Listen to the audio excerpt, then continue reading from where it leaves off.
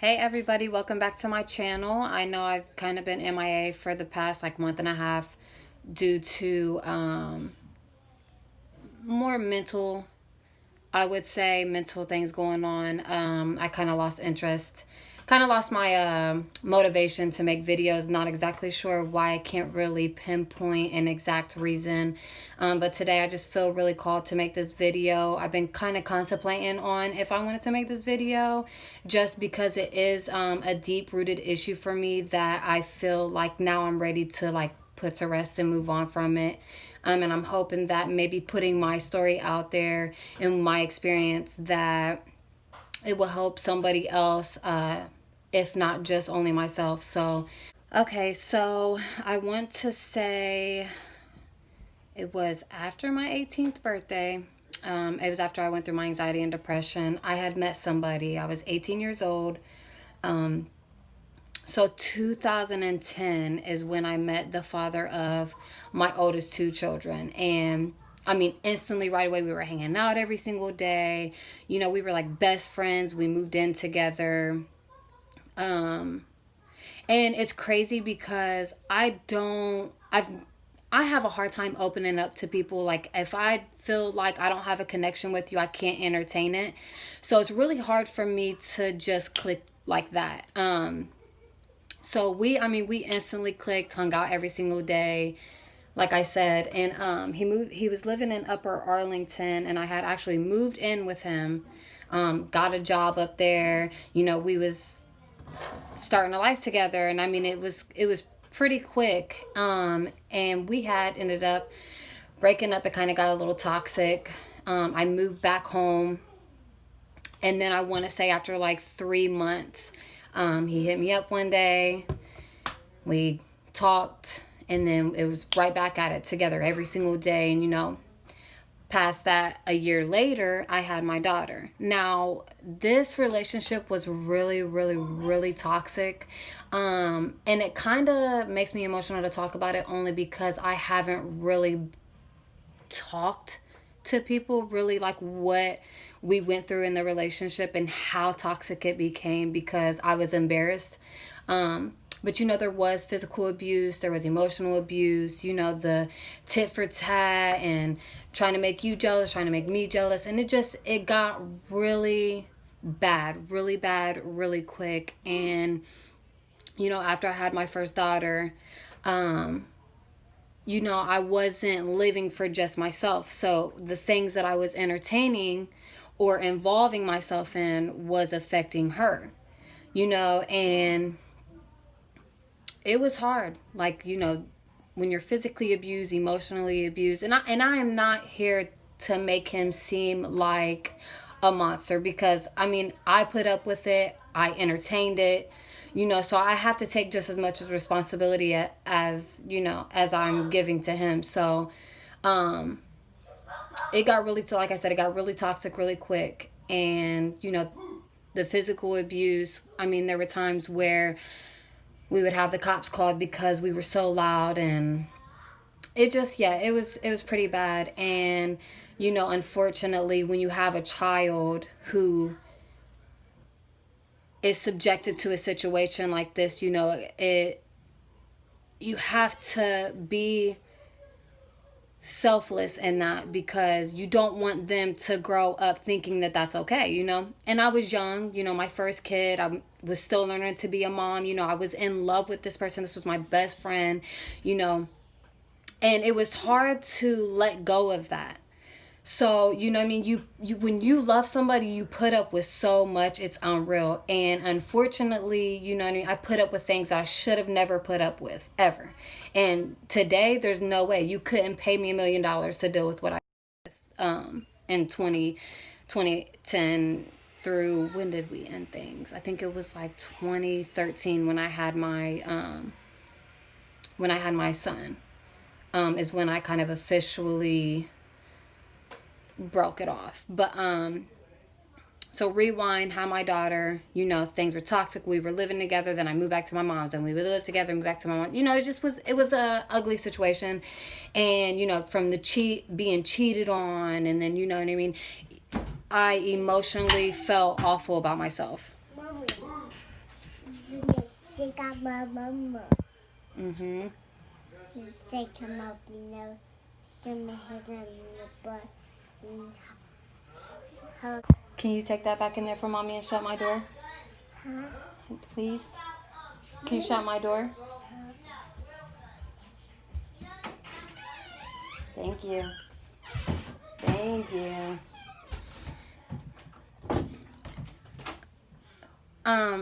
It was just emotionally draining and sorry, I kind of lost track. It was really hard to let go of something with someone that put your all into, and this is like your forever person, you feel like.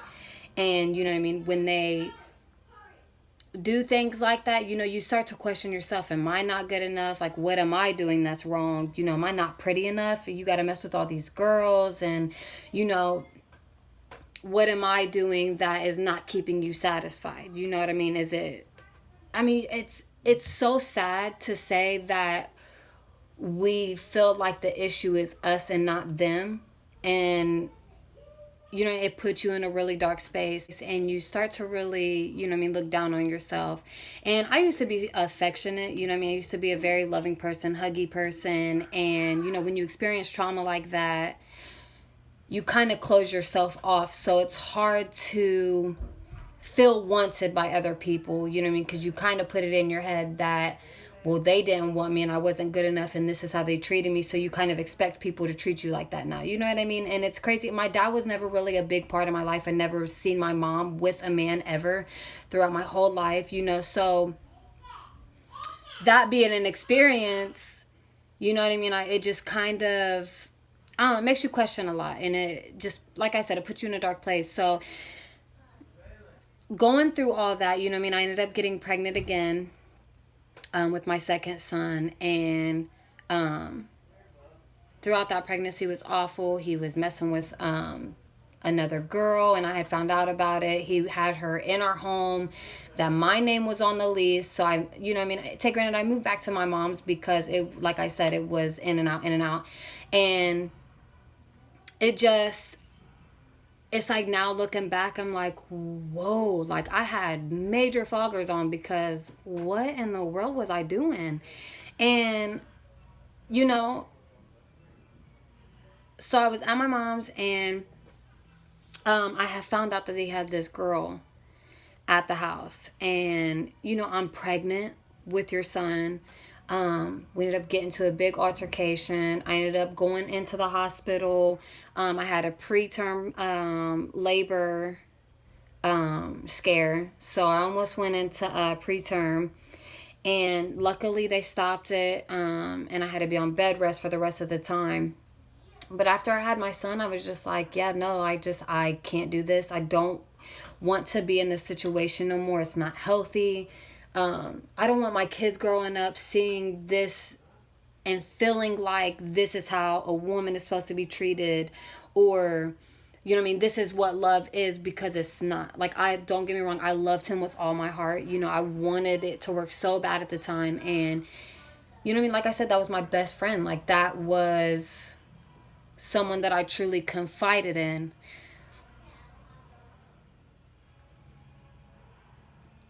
Sorry, I knew I was going to get emotional.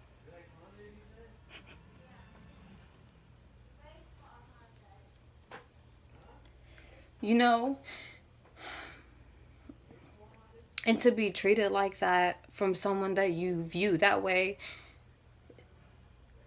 it really hurts. So, I broke it off and moved on, and we remained friends. And he was always, trying to get back with me, and I ended up getting into another relationship that I messed up because I did mess with him again, and the guy I was with found out about it. And I feel like, how dare I put somebody else in a position that I was in? Hurt people hurt people. That is the truest thing I've ever heard, because it's so true.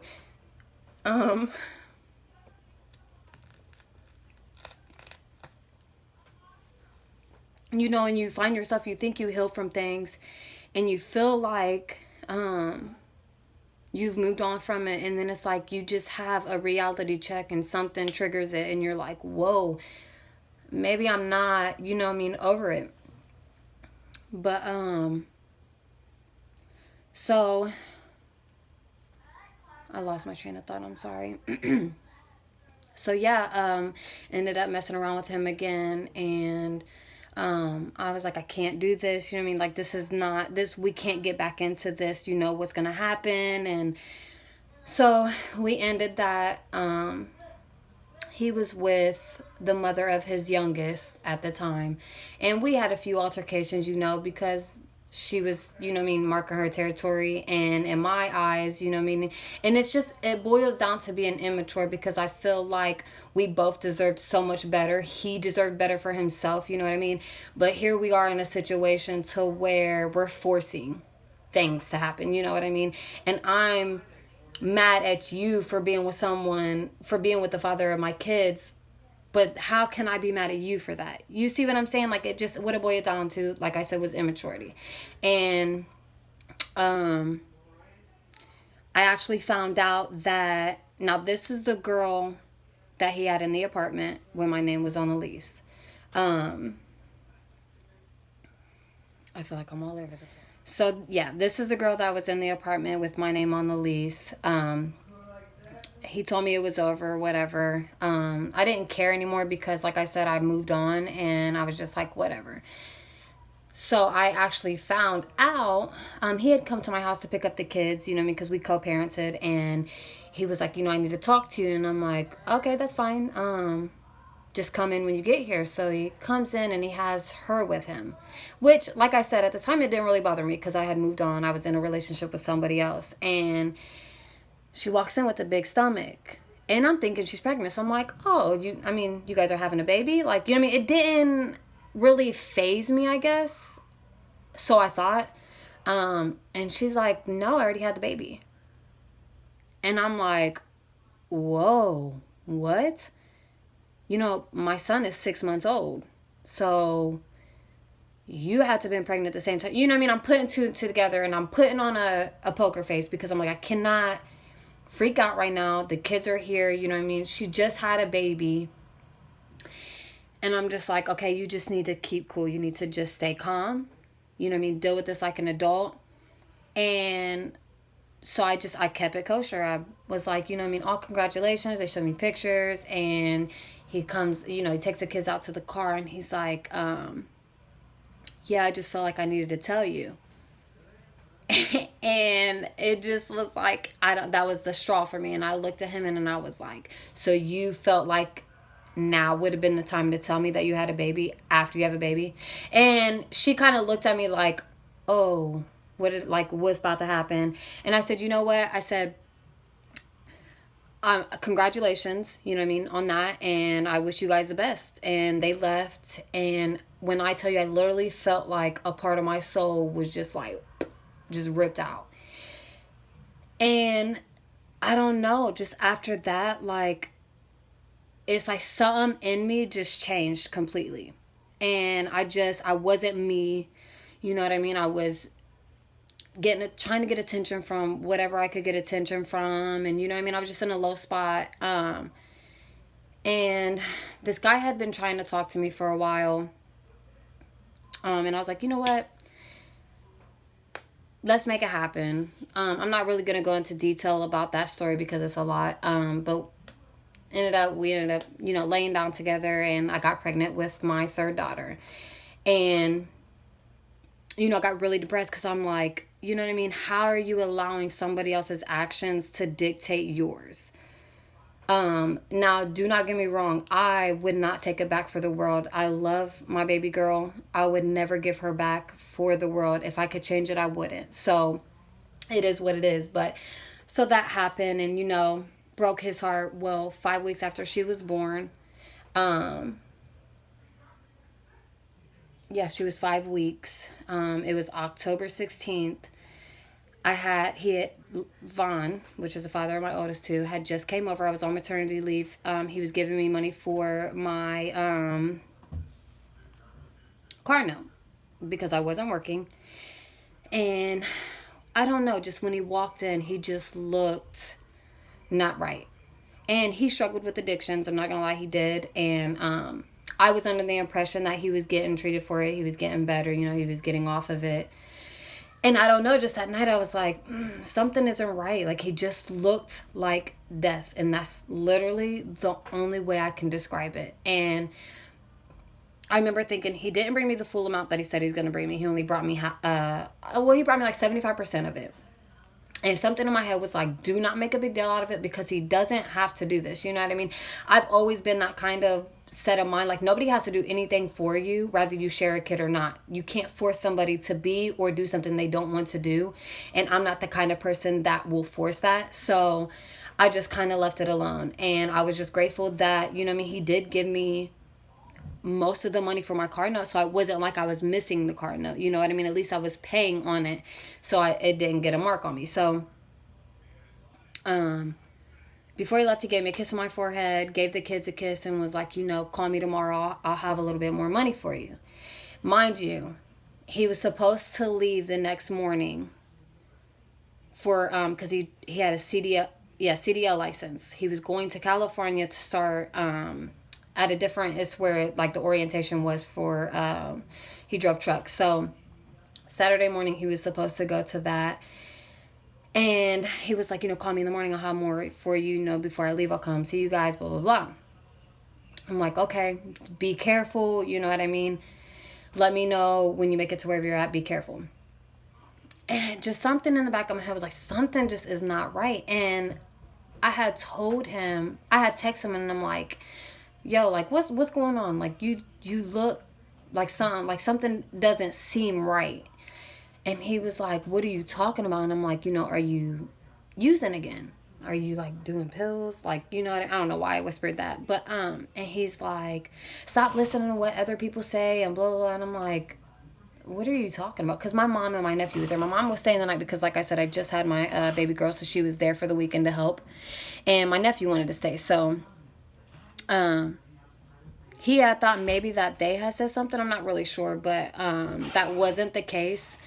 And, you know, we were talking, and I was like, you know what I mean? If you're not going to take care of yourself for you, take care of yourself for your kids. And he texted back, and he was like, because he called me monkey. He's like, I will, monkey. And the crazy part about this is I have felt something was gonna happen, and this is what sucks about my ability is I can feel things before they happen, and I hate, like, when I tell you, I despise it, because once you know that feeling, it's like once you feel that, you're like, oh no, what's gonna happen? Like, you know what I mean? It's like the suspense is crazy because you're like waiting for something to happen, because you know when that feeling comes around, and it sucks so bad because you don't know what's gonna happen or who's gonna happen to. You just know it's gonna happen, and it makes your anxiety go through the roof. So a year prior to this, I had a premonition that he was going to die, which is crazy. I don't even remember exactly what triggered that, but I just remember in my premonition, I had woke up and I just felt like mourning really bad for him because he had passed away. That was what my premonition was. Like, I took myself to the future of how I was going to feel when it happened. And at the time, I didn't know what it was. I didn't really pay too much attention to it. So fast forward again, 2 weeks prior to this, I had told my sister, like, I'm scared that he's going to die. And she was like, why? And I was like, I don't know. I just have this overwhelming feeling like something's wrong. Something's going to happen. And I was like, you know, can you just like talk to him? Because I honestly, wholeheartedly thought it was going to be to pills. And I was like, you know, my sister struggled with addiction, which she is clean. She's been clean for 9 years. 9 years she's been clean. So, you know, she struggled with it before. So I was like, can you just like text him and, you know what I mean, try to talk to him or see if he needs help or anything? And she was like, yeah. So I don't know. I just had this overwhelming feeling that something bad was going to happen to him. So like I said, that night, I had texted him back and he never responded. I didn't really think nothing of it. I fell asleep And I had woke up at like 1 something. I can't remember the exact time because that it was just like a big blur. And I had 2 missed calls and a voicemail from his dad. And his dad never calls me that late. And I was just like, something's wrong. Like I felt it in my gut. And he left a voicemail and he was like, you know, you need to call me back. And he was crying. He's like, Vaughn's gone.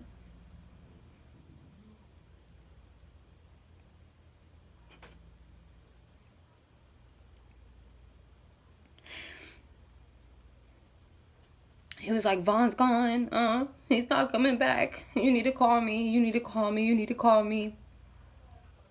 And instantly I'm like, Mom, you know, I'm screaming for my mom. Because like I said, she was there for the weekend to help with Aaliyah.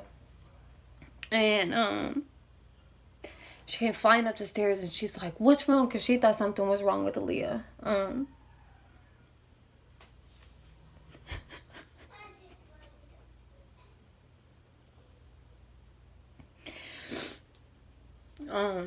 So yeah, she came flying up the stairs and I'm like, Vaughn's dead. His dad just called me. I'm like, you know, I jump up. I'm like turning on all the lights. And I just felt like a ping ball bouncing off the walls. That's the only way I can explain it. And she's like, what? And she's like, what are you talking about? What are you talking about? And I'm like, I just got a call from his dad. And she's like, call him. So, you know, I call him and I'm like, what's going on? You know what I mean? And I'm like freaking out. And he's like, something about a gun going off. Like he acts, I can't remember exactly what the story was. It was a few different stories and it didn't add up. He had his gun license. He knew how to operate a gun. He was very cautious with his guns. He didn't play, you know what I mean, without his safety on his gun. Like, you know what I mean? The stories wasn't adding up. It went from, he went to set it on the fridge and it went off and shot him in the head. To he was messing around with it and slipped on a toy, one of the kids' toys out the house that he was at, and it didn't make sense.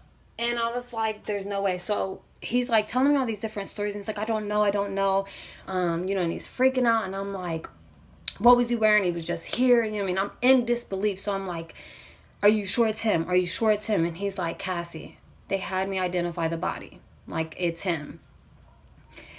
So fast forward, call my sister. She's like, do you want to go to the scene?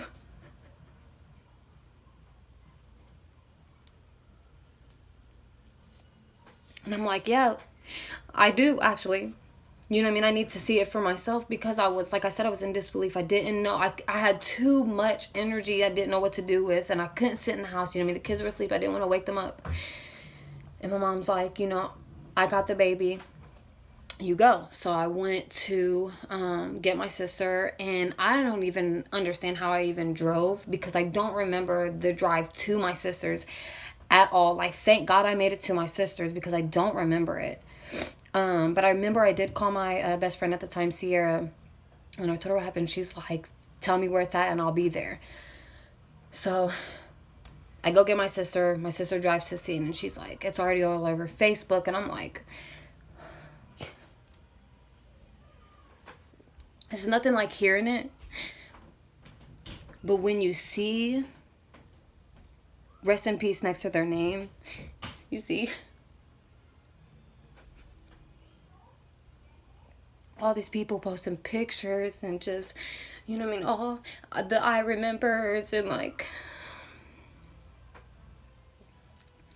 you don't, I feel like you like until you are faced with it, it's just a feeling that you cannot explain. You know, like I literally felt like I was so numb that like I had no feeling in my whole body. And I just felt like I was gonna pass out. And that's all I kept telling myself, like, I'm about to pass out, like I don't know what to do. So we got to the scene and, you know, they have everything roped off. And I seen a couple family members and everybody's like standing outside of this house. And I see his dad, gave his dad a hug. And I'm still like, there's no way. Like, this has to be somebody else. And so fast forward to I don't really remember because, like I said, everything was a blur. I remember his cousin Amos being there. He pulled up, and they were really close. Like, that was the closest cousin that he had. And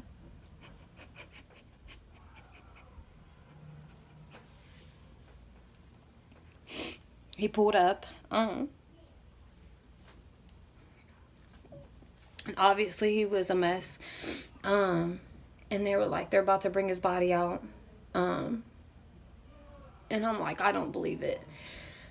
So I go to the side of the house, and they, they bring the body back out.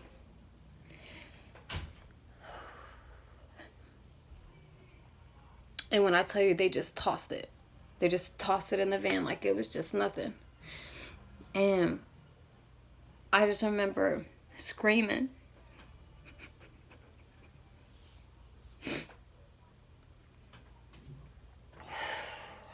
It's hot. I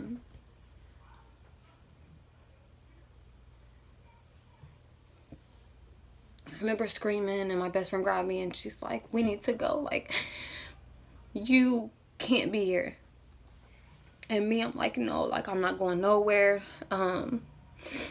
Like, I need to go see to make sure that, like, you got the right person, because I don't believe it. And they're like, no, we can't do that. And I don't really remember. I know we was there for a while because I didn't want to go home.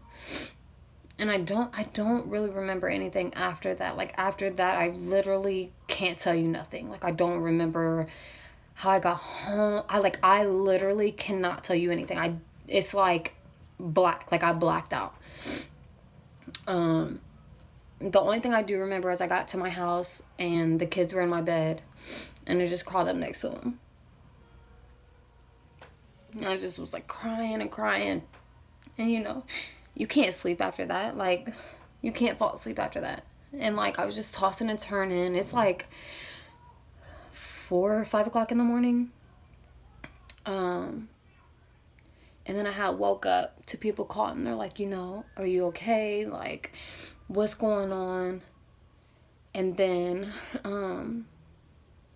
I just remember running downstairs and freaking out. And the kids are like, holy cow, how do you explain to your children what's going on? So I didn't say anything for a couple of days. They just kind of seen me crying all the time. And Audrey's like, Mommy, why are you crying a lot? She's like, it's going to be okay.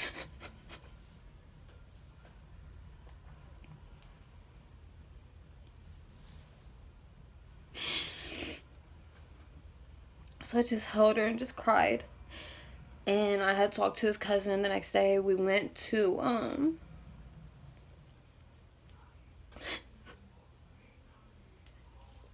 his aunt's. And I was just there with the family. I couldn't eat. I couldn't watch TV. I couldn't listen to music. Like, if anybody said his name, I literally felt like I jumped out of my skin. I couldn't get on social media. Like, I literally felt like a big blob. Like, I couldn't do anything. The only thing that I really could do was sleep. And it was like from 8 p.m. I couldn't keep my eyes open because I was so exhausted. And then it was like right at like 6 o'clock in the morning, I was up again, like right back to the same feeling. That feeling that you feel when you wake up and it's just like bam, it's like smacks you and it's like back into reality. And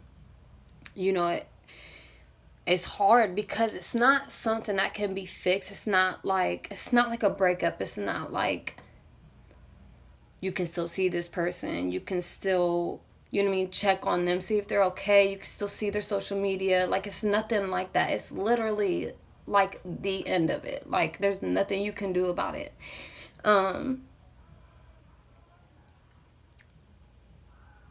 So I went to his aunt's house. And she's like, you need to eat. She was like, you cannot run on fumes. And I'm like, when I tell you, like, if I could, I would, like, but I literally had no appetite. I didn't have any desire to drink anything, eat anything. Like, I just wanted to just be around his family. Like, I just wanted to be around him and the kids, and you know what I mean? And so I spent the day with them. It kind of got late, and we had went to a candle lighting of his. And this is when my daughter found out. We went to a candle lighting, and all his family was there, and they're like, please bring the kids. So you mean like the family wants to see him? And I'm just like, they're gonna wonder, you know what I mean? So I took them, and Audrey's like, you know, a normal kid. She don't know what's going on, okay? His mom hands her a picture of Vaughn, and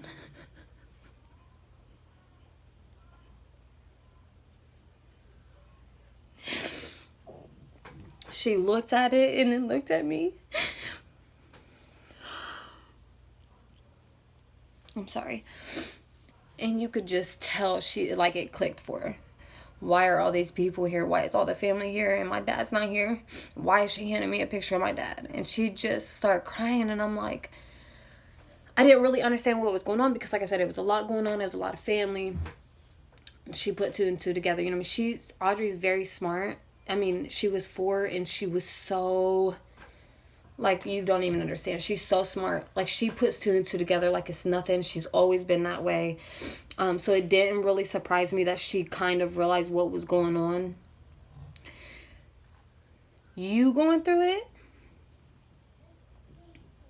is one thing, but watching your kid go through it is like, it does not get any worse than that. Watching your kid mourn, and she was such a daddy's girl. Like, when I tell you she loved her dad, like, I don't mean that lightly. She loved her dad so much. That was her dad, and nobody could tell her anything about it. And, like, she had him wrapped around her finger. So, you know what I mean? That's a drastic change for a little girl. You know what I mean? And Asen, he was only like 2. So he didn't, I mean, you can't really get a child to understand at that age what's going on, you know what I mean? Let alone 4, because Audrey was 4. But that, you know what I mean, it kind of made me step up to the plate and take care of her. And, you know what I mean, I had to make sure that I was doing everything necessary to make sure she was okay and that he was okay and that I wasn't, you know what I mean, neglecting them due to, you know what I mean, my mourning. So I, you know what I mean, I stepped up and had to, you know what I mean, comfort them. And it's hard, I'm not gonna lie. Like, watching your kids have to grow up without a dad, like, I still struggle with that.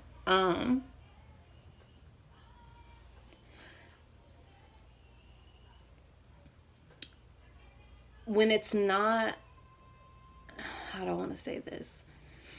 When you can't really explain to a kid, oh, they're never coming back. You know what I mean? And I'm very honest with my kids. I've never really hid anything from them. I've been very as honest with them as I could. I was very honest with them. You know, I told them something bad, you know, has happened, and Daddy is now in heaven. He's happy, you know what I mean? Not to mention, this was right around my birthday. Like I said, it had happened on October 16th, and my birthday is Halloween. So for my birthday, I had to bury him. And, you know, at the time, I was really upset about that. Because out of all days, why my birthday? Why would we have to bury, you know what I mean? And there's nothing like having to watch somebody that you touched and that you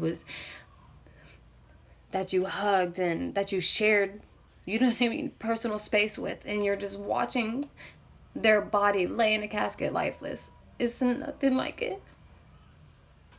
And, you know, I still struggle going to his grave because it's hard for me to fathom that his body is in a casket under the ground. Like, it just, I don't know, it just bothers me.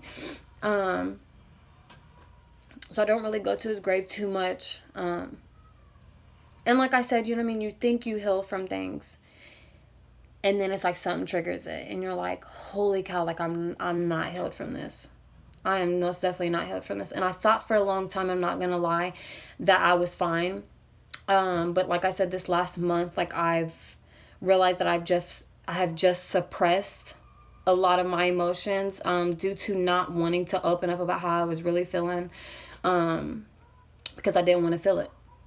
And I didn't want to feel it, so I didn't talk about it. And I pretended that I was okay with it, when in reality, like, I wasn't. And in order to heal from something, you can't suppress. You have to be honest about how you're feeling. You have to let that out in whatever form. You know what I mean? It's just a big healing process. It's very traumatic experience, and I know now that everything happens for a reason. I wouldn't be the person that I am today, so I'm grateful that I got that out of it. I don't feel like it's a bad thing to not be okay. I feel like it's okay to not be okay. And sometimes you have to be okay with that. You have to understand that you can't suppress it. You can't just make it go away. You can't, you know what I mean? I was going out and drinking, and you know what I mean? And it never got out of control. I never got out of control. But it wasn't me. You know, I was putting on a poker face, you know, oh, I'm so happy. I'm going out, I'm living my life. I'm healed, and that's not the case. Like, and it's been a long road. I mean, it'll be 4? Oh my gosh, I don't even know. It's been a long time. 2015, yeah, it'd be 5 years this year.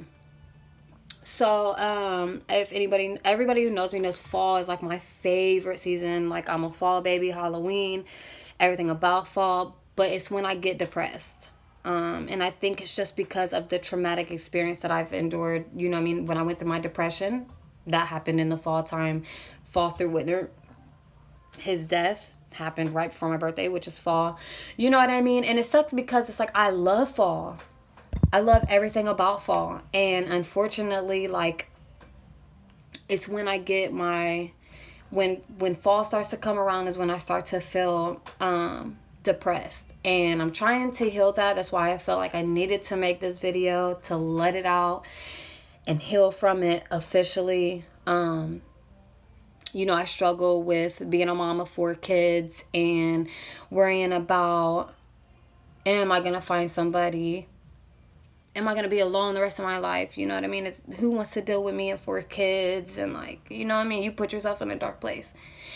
But I've cracked out of that shell, you know what I mean? Giving somebody the opportunity to get to know me, and not being afraid to let somebody in.